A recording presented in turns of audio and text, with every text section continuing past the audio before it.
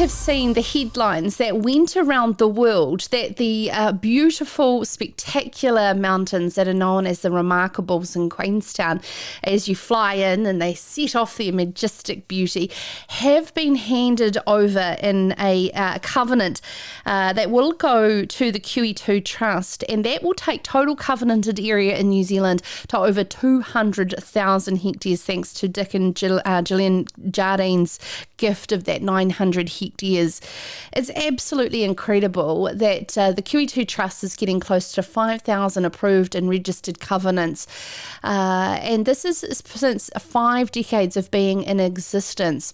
And that transaction is just one of many examples where landowners around the country are doing it for more than just the right reasons, because they actually genuinely care about the environment in New Zealand.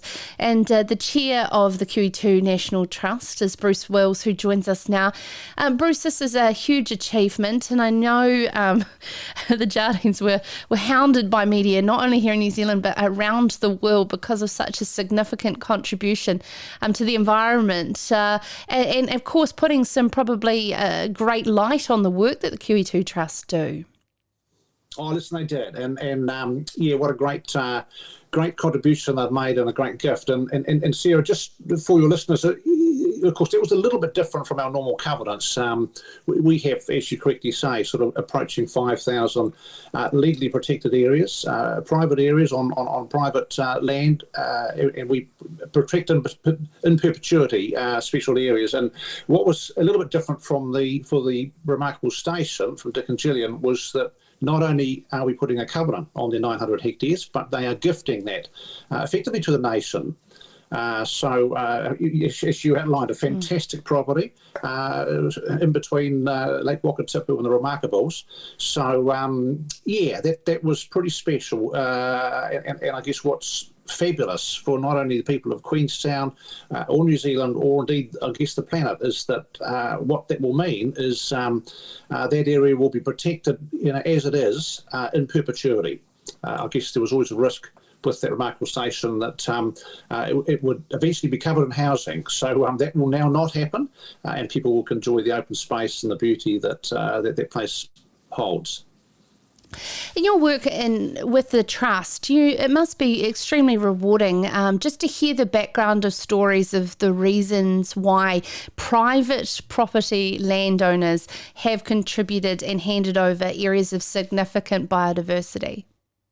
Oh, listen, it's I'm very privileged, Sarah. I sit on a bunch of boards, and this one's pretty special for the reason you just outlined. And yeah, it is. We've got, as you mentioned, almost 5,000 covenants. Some farmers or landowners have multiple covenants, so it's probably 4,500 covenantors or New Zealand farmers that, as you say, have voluntarily said, hey, we got this special piece of landscape or biodiversity where we want to protect it in perpetuity. We work with them to put legal protection in place. And you're right, it's great. The members of QEII are a great bunch of people to work with. And of course, the exciting thing is that this is not new. We're currently entering our 44th year of operation. So farmers, for as you say, coming up to 5 decades, have been voluntarily saying, hey, this is a special bit of area. It shouldn't be farmed. Let's protect it. We'll put a fence around it, legally protect it, and it's there for their benefit and the benefit of New Zealand for forever. And of course, the Trust's role is more than just maintenance as well. Yeah, one of the special things we do, which I guess makes us a bit unique, one is that we work with private landowners. So obviously we've got DOC, and they look after about 30% of New Zealand's land area. 70% belongs to effectively private ownership. So I guess we're a long-standing, significant ecological protection organisation for that 70%. So so farmers approach us. It's all entirely voluntary, looking for us to. I guess we are a perpetual trustee, and our expertise is putting that legal protection in place. But one of the exciting things that we have 26 reps currently spread from one end of New Zealand to the other. And so we continually monitor and keep in touch with our covenants and covenantors to ensure that what's protected is kept to a minimum standard. So I guess it's an ongoing monitoring role that no other organisation has, and I guess that gives us confidence that those areas that are protected, we try and visit them every 2 or 3 years. So we keep up to date with how things are progressing. What happens with the likes of pest management on these blocks? That's a biggie, and it's growing, sadly, with climate change and all the other challenges through it. So we initially, I guess again on a voluntary basis, require the landowner to look after their weed pests, their animal pests, and most of them do a top-class job. But in some of the more remote areas, particularly with some of our more elderly covenantors, it is challenging, big job. And as I say, getting bigger probably with the challenge of climate change. So we assist with that where we can, but it's an ongoing battle. And the outgoing Conservation Minister, Eugenie Sage, was involved with your particular appointment, but also the funding of Jobs for Nature's initiative in the post-COVID economic recovery. Are you seeing the kickbacks and benefits of that?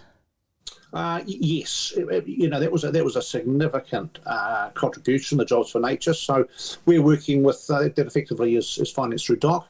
So we're working closely with the DOC team, and we'll be adding to what we do, doing some different protections alongside our business as usual. So pretty exciting, and I guess it's just part of the post-COVID where Kiwis have recognised the importance of, more so, I guess, we've always recognised the importance of biodiversity, but being locked up for a few months at home makes us appreciate the benefits of open spaces, green areas, and the importance of looking after those areas.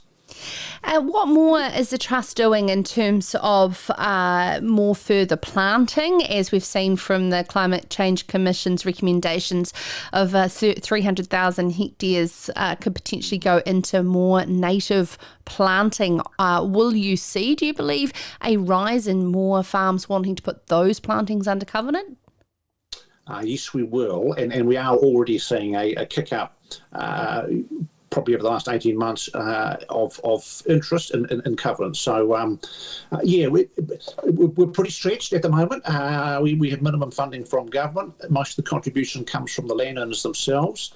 So, and I guess the really important thing with QE2 is, anybody working in this area recognises that it's so important to, much more efficient, I guess, to maintain what we already have, rather than let it go to whether it's weeds or goats or pigs or deer or whatever, it's not protected.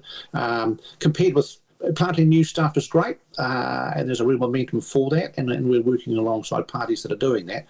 But I guess where our niche fits is protecting existing biodiversity from degradation and stock damage, weed damage and the like. I just want to use the opportunity to speak to you about another role that you're involved with. And we had Steph Sloan on the program a wee while ago last year around the New Zealand Poplar and Willow Trust. The reason why I want to speak to you about this, Bruce, is I would love to see more activity in the South Island. I travel around a lot of New Zealand in different parts, and the work that you go through all of Hawke's Bay in particular and parts of the King Country, and it's a thing. Erosion in the South Island, we don't even seem to think about poplar poles as an option. Am I wrong in that more needs to be done in the South Island? You did right. More needs to be done all over, Sarah, and you're right. It's most of the focus has been on I guess the Horizons area, East Coast, North Island, because of its well-known erosion issues. But South Island, we use particularly willows a lot for river protection.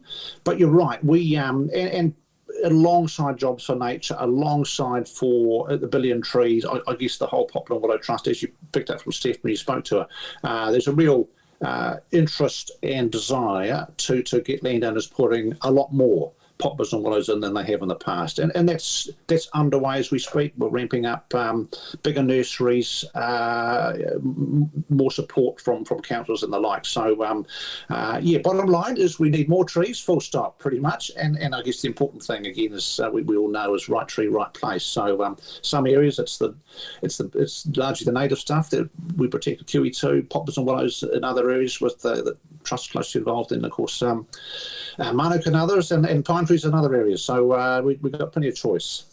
Fantastic. Thank you so much, Bruce Wills, as highlighted there, the chair of also the New Zealand Poplar and Willow Trust, as well as the QEII National Trust. Another great New Year's resolution, if you've been considering a part of your land that you'd like to put under, that has significant biodiversity values, and you want to put it under protection so it's there long after you're gone, make sure you get in touch with the QEII Trust. And I hope that the government put some significant funding into the QE2 Trust to ensure that their rollout that they would like to see of more native planting on sheep and beef and dairy farms across the country can happen.